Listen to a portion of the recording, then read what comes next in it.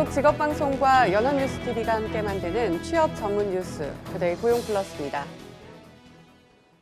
문재인 대통령이 한 라오스 정상회담을 갖고 양국 시너지 창출에 힘을 쏟기로 했습니다. 라오스를 끝으로 아세안 10개국을 모두 방문한 문 대통령은 신남방 국가와의 경제협력 성과를 본격 끌어내겠다는 방침입니다. 라오스 비엔티안에서 이재동 기자입니다. 동남아 3개국을 순방 중인 문재인 대통령이 마지막 방문지인 라오스에 도착했습니다. 우리 정상이 라오스를 국빈 방문하는 것은 이번이 처음으로 문 대통령은 무명 용사탑 헌화로 일정을 시작했습니다. 환영식에 이어 분양 보라치트 대통령과 정상회담을 한 문 대통령은 농촌 공동체 개발 사업 등 양국 협력을 더욱 확대하기로 했습니다. 라오스의 국가 발전 전략과 한국의 남방 정책이 잘 조화하여 양국의 공동 번영을 이뤄나가도록 합니다. 청와대는 동남아 3개국 순방에서 우리나라 신성장 동력의 축인 신남방 정책의 적극적인 지지와 협력 의지를 확인했다고 밝혔습니다. 미중일러 4강 외교에 버금가는 신남방 외교를 펼치기 위한 확고한 기반을 마련했다는 겁니다. 이미 한아세안 상호 교역액은 역대 최대 규모인 1,600억 달러를 기록해 중국에 이어 두 번째 규모입니다. 일본 수출 구제 등으로 글로벌 밸류체인이 재편되고 있는 상황에서 아세안 및 인도의 전략적 의미는 매우 크다 할 수 있습니다. 문 대통령은 라오스 국빈 방문을 끝으로 아세안 10개국 여정을 모두 마쳤습니다. 이제 11월 부산에서 열리는 한아세안 특별 정상회의에서 신남방 국가들과의 협력에 방점을 찍겠다는 구상입니다. 비엔티안에서 연합뉴스TV 이재동입니다. 정부가 9개월째 이어진 마이너스 수출을 타개하기 위해 내년 수출 지원 예산으로 역대 최대 액수인 1조여 원을 편성했습니다. 산업통상자원부는 6일 민관 합동 무역전략 조정회의를 열고 내년도 수출 지원 예산에 1조 730억 원을 투입한다고 밝혔습니다. 이번 예산은 수출 활력을 회복하고 수출 시장을 다변화하는 데 집중 사용될 예정입니다. 성윤모 산업부 장관은 수출 시장 구조를 개혁해 흔들림 없는 수출 구조를 만들어야 한다고 강조했습니다.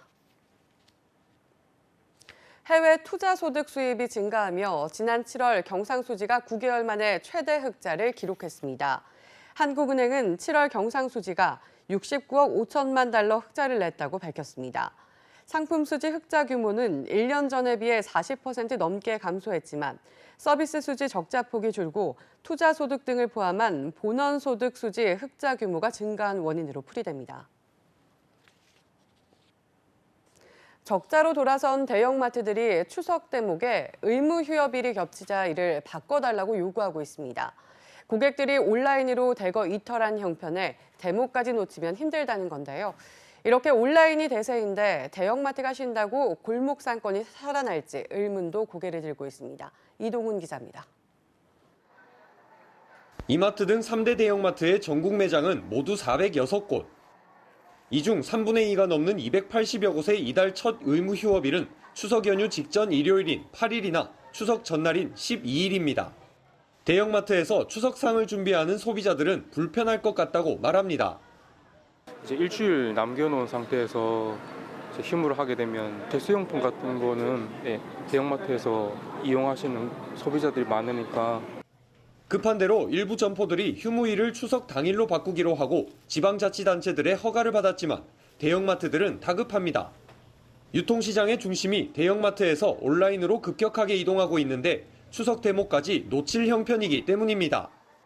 온라인 쇼핑몰 매출이 70조 원으로 16조 원이나 불어난 최근 3년간 대형마트가 포함된 대형 종합소매업은 63조 원에서 200억 원가량 줄었고 주요 대형마트 중 적자로 돌아선 곳도 생겼습니다. 전문가들은 스마트폰으로 24시간 장을 보고 새벽 배송까지 등장한 시대에 대형마트만의 의무 휴업이 더 이상 중소상인 보호에 맞지 않다고 지적합니다. 시장 상황이 급변해서요. 대형 점포를 영업시간을 규제한다는 거는 결국은 주변 상권까지 같이 소비가 증발하는 그런 현상을 가속화시킬 거다. 대형마트 외에 온라인 쇼핑몰, 복합 쇼핑몰, 중형 식자재 마트까지 등장한 만큼 골목 상권 보호 정책도 다시 논의돼야 한다는 이야기입니다. 연합뉴스TV 이동훈입니다. 지분이 얼마 없는 총수 일가가 계열사 간 출자를 늘려 그룹 전체를 지배하는 구조는 재벌의 가장 큰 문제죠. 그런데 이런 구조가 여전한 실정입니다. 10대 그룹 총수의 회사 지분은 0.9%뿐이고 실제로는 지배하면서 지분을 줄여 일감 몰아주기 규제를 피한 회사가 370개가 넘었습니다. 김지수 기자입니다. SK그룹 최태원 회장 일가의 계열사 지분율은 0.5%, 51개 재벌 중 가장 낮습니다. 금호아시아나 현대중공업, 삼성 역시 총수 일가 지분을 다해도 1%에 미치지 못합니다. 공정거래위원회 조사 결과 총수가 있는 51개 재벌이 계열사와 비영리법인을 통해 가진 계열사 지분은 57%. 하지만 총수 일가의 직접 보유분은 4%도 안 됐습니다. 특히 10대 그룹은 0.9%밖에 지분이 없는 총수가 계열사가 가진 다른 계열사 지분 54.3%를 통해 전체 그룹을 지배했습니다. 금융보험사의 고객돈과 공익법인의 자금을 이용한 우회 출자도 여전했습니다.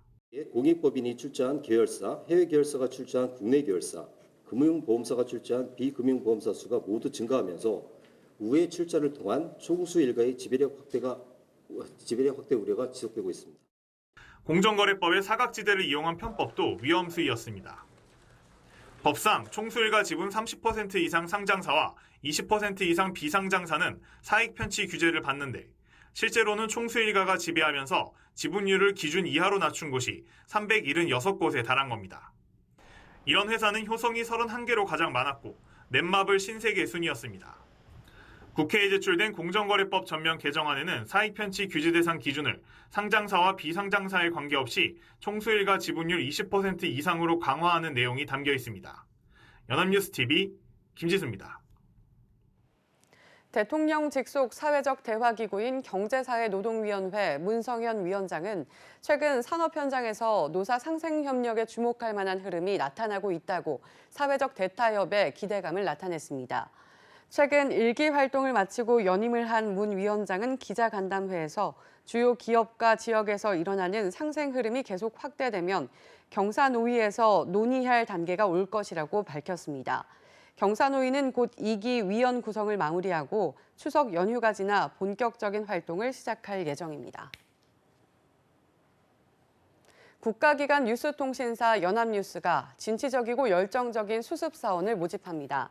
모집 분야는 본사 취재기자와 영문기자, 지역본부 취재기자와 사진기자로 학력과 연령, 국적 등은 무관하며 오는 20일까지 연합뉴스 홈페이지를 통해 지원하면 됩니다.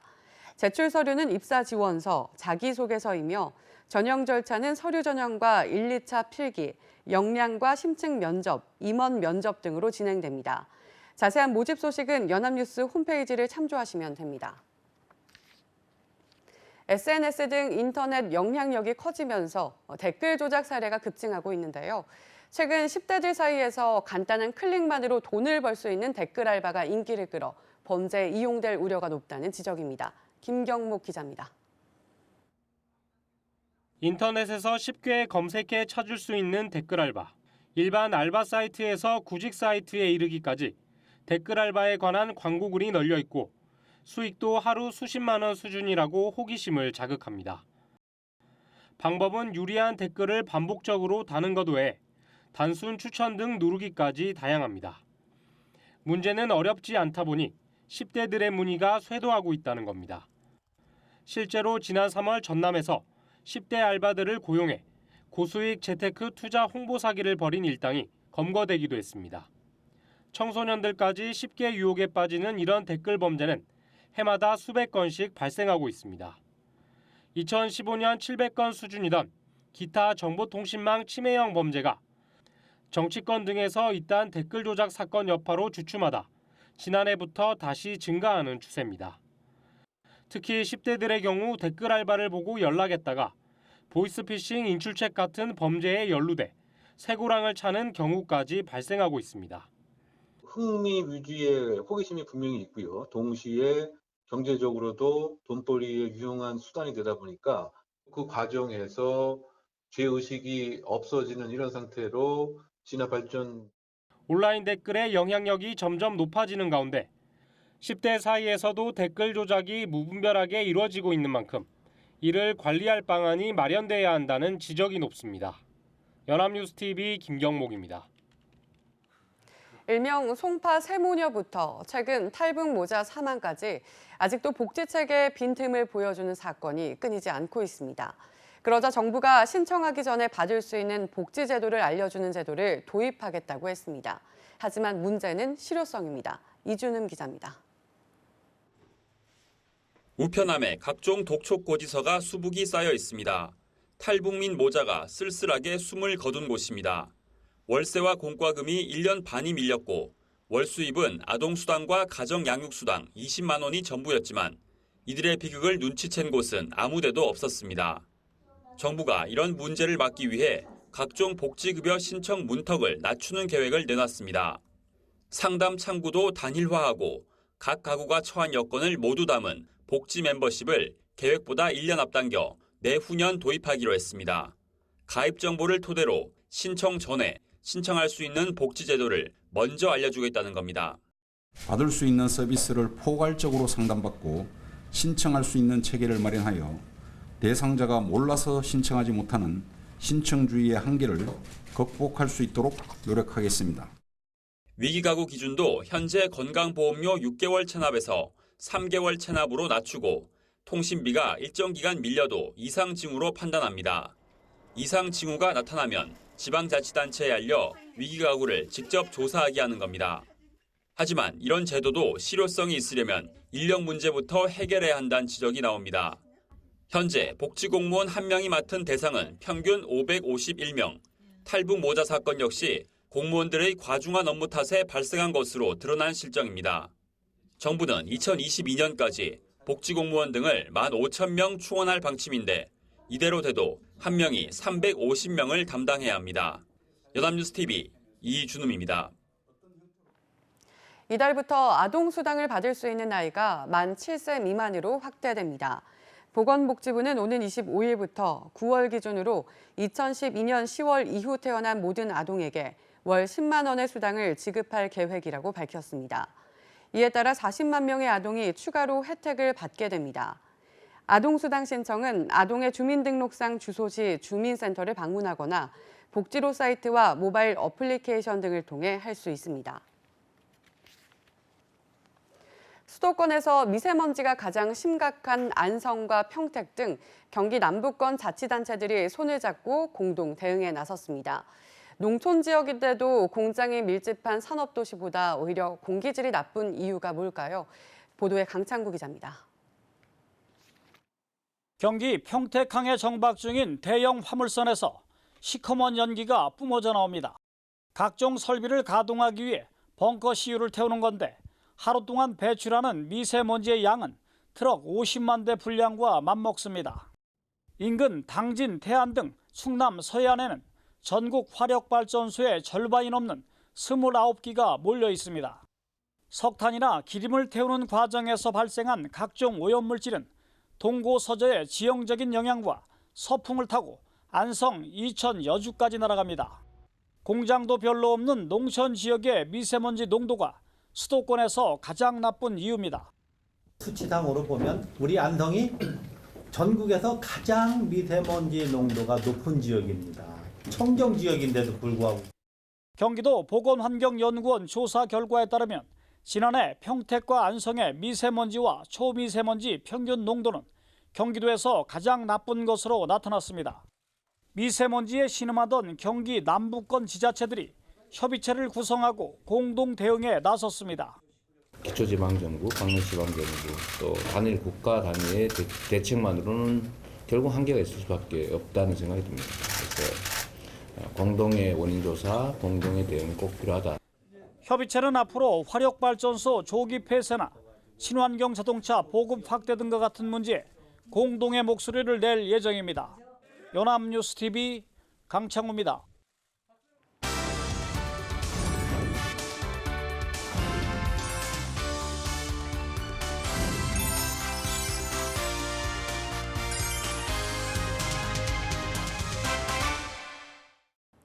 숨겨 숨겨져 있는 알짜 직업을 소개하는 히든잡. 오늘도 투데이 고용플러스의 공식 취업 도우미 안치홍 아나운서와 함께합니다. 안녕하세요. 안녕하세요.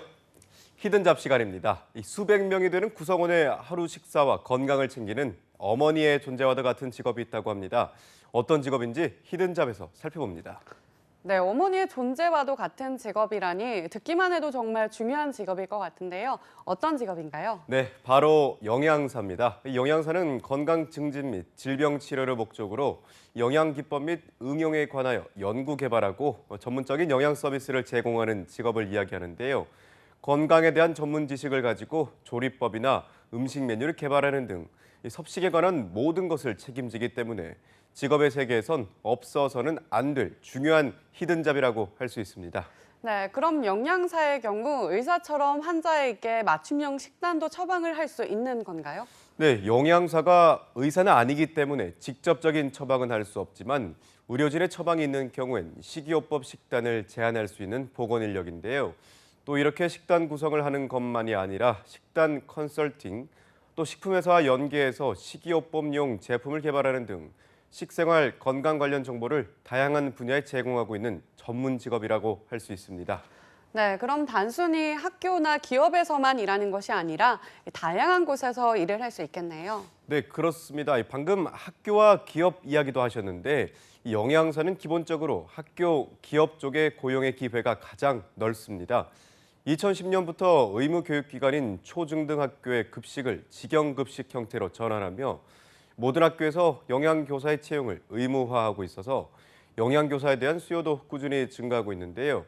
여기에 병원, 대기업, 중소기업, 마트, 백화점의 구내식당까지 합치면 영양사의 일자리는 상당하다고 이야기할 수 있습니다. 뿐만 아니라 보건소에 취업해 전반적인 영양 정보를 전달하는 업무를 맡을 수도 있죠. 네, 정말 다양한 곳에서 일을 할 수 있겠네요. 식당이 갖춰진 곳이라면 영양사의 수요가 늘 있을 것 같습니다. 그렇다면 영양사의 하는 일은 뭘까요? 네, 영양사는 우선 다양한 영양 지식을 알고 있어야 하는데요. 근무하는 시설에 따라 영양을 공급할 대상자가 다르기 때문입니다. 우선 식단을 짜기 전 급식 대상자의 연령이나 성별, 식습관 등을 고려해서 주별 및 월별 식단을 작성하게 되는데요. 여기에 급식 수요를 예측해서 금해 요구 계획표를 짜고 급식량을 수급량을 결정해서 식재료의 선정, 검수 및 보관, 재고 관리 업무를 하게 됩니다. 또 식품위생 급식시설, 기기위생 점검 및 급식 인력 업무 점검도 담당하며 급식이 원활하게 진행될 수 있도록 급식에 관한 전방적인 업무를 담당한다고 보시면 됩니다. 네, 영양사가 급식 인력까지 담당하니 그야말로 전천후 직업이라고 할 수 있을 것 같습니다. 네, 그렇습니다. 여기에 시설에 따라 추가적인 업무도 주어지는데요. 사회복지시설의 경우 재활 능력 증진보다는 식습관 및 식생활을 지도하고 영유아 보호시설 및 유치원에선 활동하는 경우엔 이 아이들이 올바른 식습관을 확립할 수 있도록 기초 식습관이나 식생활 지도에 중점을 둡니다. 또 병원에선 환자의 영양 상태, 식사력, 식사 섭취 실태 등을 조사해서 평가를 하기도 하는데요.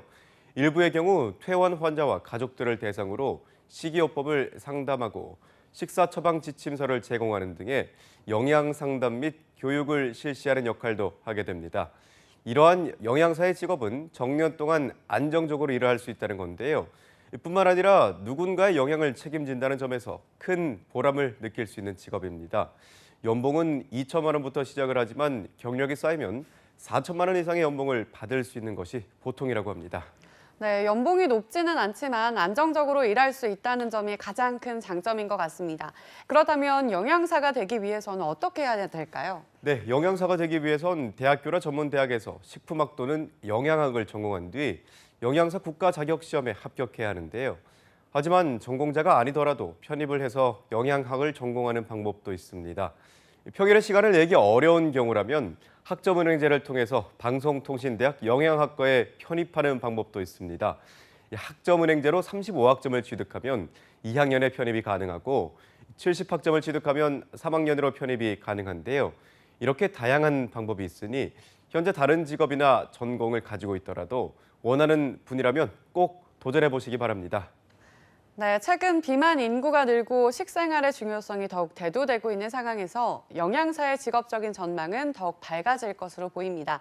누군가의 식단과 건강을 책임지는 보람 있는 직업, 여러분께 꼭 추천드리고 싶은 히든잡입니다. 지금까지 히든잡 안치홍 아나운서였습니다. 고맙습니다. 고맙습니다. 지금까지 투데이 고용 플러스였습니다. 오늘 저희가 준비한 내용은 여기까지입니다. 함께해 주신 여러분 고맙습니다.